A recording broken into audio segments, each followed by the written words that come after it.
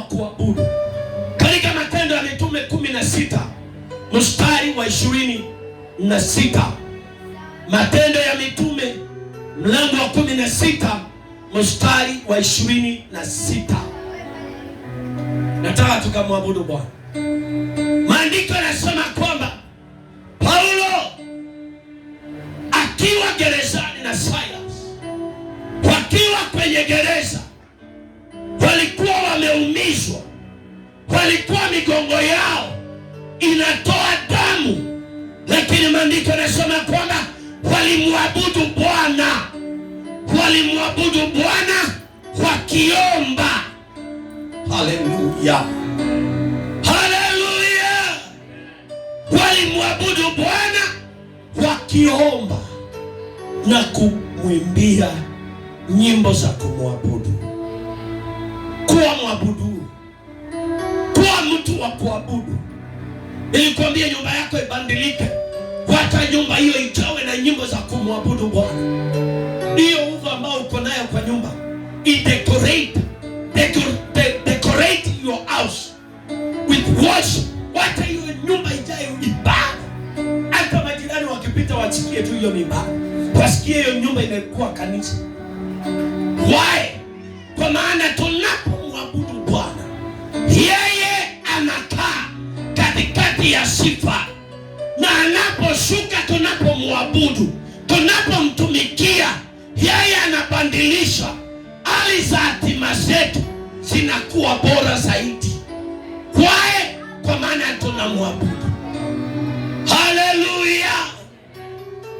Tunapomwabudu anashuka na nguvu za kutukomboa. Tunapomwabudu anafanya vitu juu ya maisha yetu na maisha yetu inabadilika. Haleluya! Pigia Yesu makofi. Kwa hivyo tumeona faida ziliomo katika kumtumikia Bwana. Si bure, kuna faida. Mimi nimejaa ushuhuda. Kwa nini?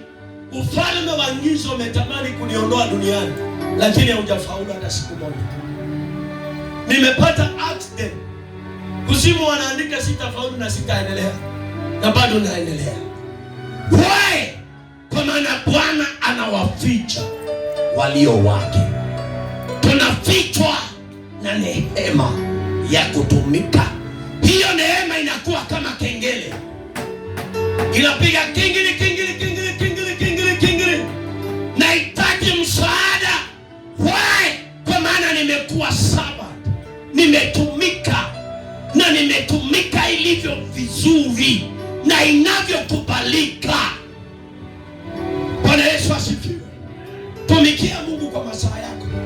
Amka mapema mama, ingia kanisani mapema.